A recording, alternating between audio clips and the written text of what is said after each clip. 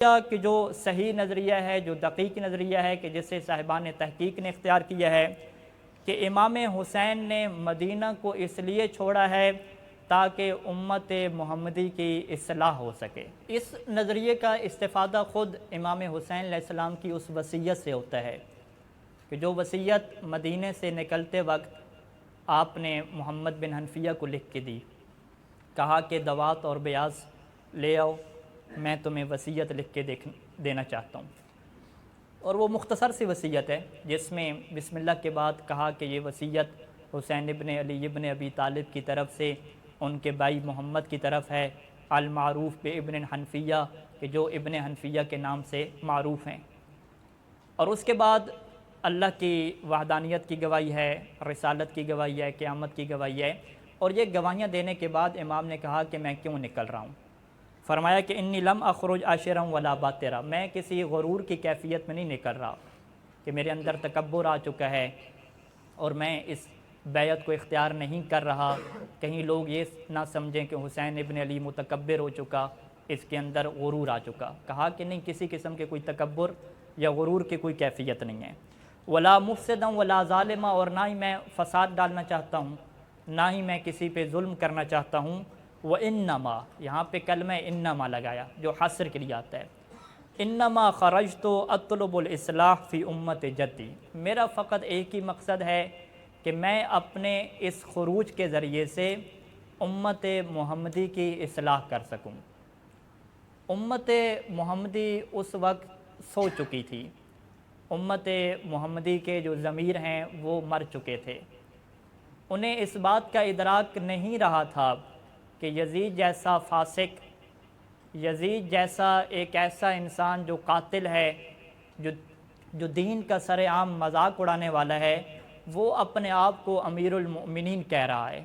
وہ اپنے آپ کو خلیفۃ المسلمین کہہ رہا ہے، وہ اپنے آپ کو خلیفۃ المسلمین کہہ کے لوگوں سے بھی کہلوا رہا ہے بیعت لے کے۔ سارے لوگ اس بات کے ڈر سے کہ کہیں ہم قتل نہ ہو جائیں، لوگوں کے ضمیر مر چکے تھے، وہ اس بات کو نہیں سوچ رہے تھے کہ آنے والی نسلیں کیا سوچی تھیں، کیا سوچیں گی آنے والی نسلیں کہ کیا یہ وہ اسلام ہے کہ جس کے امیر یزید جیسے ہوتے ہیں،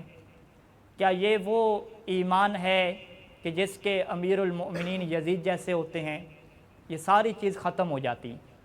حسین ابن علی اپنے خروج کے ذریعے سے یہ پیغام دینا چاہتے تھے کہ دیکھو میں اس نظریے کو قبول نہیں کر رہا، تاکہ تم لوگ بیدار ہو جاؤ اور رہتی دنیا تک، چاہے بخاری و صحیح و مسلم میں بنو امیہ والے روایات لکھ بھی دیں کہ حاکم چاہے فاسق و فاجر ہو وہ اولی الامر بن جاتا ہے، اس کی اطاعت واجب ہو جاتی ہے، وہ لکھتے رہیں گے، مگر باضمیر انسان ایمان کے حاملین یہ کہتے رہیں گے کہ یزیدیت مردہ آباد ہے اور حسینیت زندہ آباد ہے۔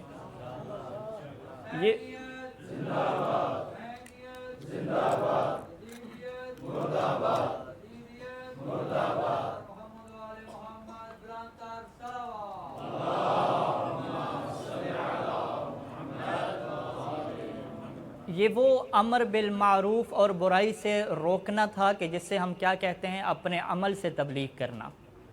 کسی کو زبان سے کہہ دینا ایک یہ تبلیغ ہے، اہل بیت کی روایات میں موجود ہے کہ تم اپنے عمل سے تبلیغ کرو۔ یہ وہ عملی تبلیغ ہے کہ کسی کے ساتھ نہ بیٹھنا، کسی کے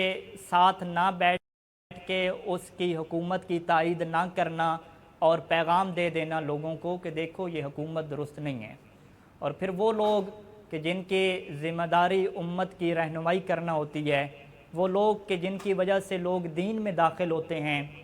دین سے تمسک کرتے ہیں، ان لوگوں کی یہ ذمہ داری بڑھ جاتی ہے کہ ان کا ہر عملی اقدام ایسا ہونا چاہیے کہ ان کے عمل سے کسی ایسے کو تائید نہ مل جائے کہ جس کا کردار اسلام کے مخالف ہو۔ لہٰذا آپ کو اور ہمیں بڑے غور کے ساتھ اپنے ہر عمل اور اپنے ہر اقدام کو دیکھنا پڑتا ہے، کیونکہ ہمارے عمل کو دیکھ کے لوگ اندازہ لگاتے ہیں کہ یہی وہ ایمان ہے، یہی وہ اسلام ہے۔ تو فرزند زہرا کے کیا عمل کو لوگ نہ دیکھتے کہ یزید جیسا فاسق آ گیا، یزید جیسا زانی آ گیا، یزید جیسا آ گیا اور وہ اپنے آپ کو خلیفۃ المسلمین بھی کہہ رہا ہے، ملوکیت اور بادشاہت کی بنیاد رکھ رہا ہے، اور وہ بھی اسلام کے نام پر۔ تو لہٰذا امام حسین نے کہا کہ میں امر بالمعروف اور نہی عن المنکر کرنا چاہتا ہوں، اور میں چاہتا ہوں کہ اپنے نانا محمد کی سیرت کے مطابق چلوں اور اپنے بابا علی ابن ابی طالب کی سیرت کے مطابق چلوں۔ اور یہ اس وقت تک ممکن نہیں تھا کہ جب تک امام حسین 5 ماہ کا یہ طویل سفر اختیار نہ کرتے۔ آج کل کے زمانے میں میڈیا ہے، آج کل کے زمانے میں خط و کتابت بھی بڑے جلدی سے، ہر کسی کا پیغام بھی بڑے جلدی سے پہنچ جاتا ہے۔ اس زمانے میں یہ نظام نہیں تھا، لہٰذا امام حسین کو ایک میڈیا سیل کی ضرورت تھی کہ جس کے ذریعے سے وہ اپنا پیغام ہر شہر پہنچائیں، ہر بندے تک اپنے اقدام کو پہنچائیں کہ دیکھو میں مدینہ کیوں چھوڑ رہا ہوں۔ تبھی مدینہ کو رجب میں چھوڑ دیا اور پھر کربلا کا پہنچے، محرم میں پہنچے۔ یہ 5 مہینے کا جو طویل سفر ہے، اس سفر میں ہر گوشے میں جا کے حسین ابن علی نے چراغ راہ ہدایت کو سب کے سامنے رکھ کے بتلا دیا کہ دیکھو اب جو ہدایت پانا چاہے تو یہ نور ہے، یہ روشنی ہے، اور جو ہلاک ہونا چاہے تو وہ اپنی پھر مرضی سے ہلاک ہو۔ وہ یہ نہ کہے کہ میرے سامنے حق واضح نہیں تھا، میرے سامنے باطل واضح نہیں تھا، مجھے تو پتہ ہی نہیں چلا کہ اسلام اسے کہتے ہیں کہ جس کا خلیفہ، جس کا سربراہ نیک اور عادل ہوتا ہے۔ میں تو یہی سمجھ رہا تھا کہ اسلام کا بس جو بھی حکمران آ جائے، چاہے فاسق کو جیسا بھی ہو، وہ حکومت کا حق رکھتا ہے، اس کی اطاعت ہمارے اوپر واجب ہو جاتی ہے۔ اس نظریے کو اگر ختم کیا جا سکتا تھا تو وہ تبھی کیا جا سکتا تھا کہ جب مدینہ اور مکہ سے نکل کے سرزمین کربلا کو اختیار کیا جائے۔ اور پھر یہاں صاحبان تحقیق نے لکھا کہ فقط عراق کیوں، عراق کے علاوہ کوئی اور ملک کیوں نہیں؟ تو یہاں پہ لکھا کہ عراق اور اہل کوفہ والوں کے دلوں میں اب بھی حسین کی محبت باقی تھی۔ بنی امیہ کی طرح نہیں تھے کہ جو دل سے بھی خاندان بنی ہاشم سے نفرت کرنے والے تھے، جو اپنا سب کچھ دے چکے تھے کہ آؤ یزید آئے، یزید کا باپ ہے، جو بھی ہے ملوکیت کی بنیاد رکھ ڈالے، اسلام کو جیسے بنائے بنا ڈالے۔ نہیں، اس طرح نہیں تھے۔ کوفہ والوں کے دلوں میں، عراق والوں کے دلوں میں، کربلا والوں کے دلوں میں امام حسین کی محبت تھی۔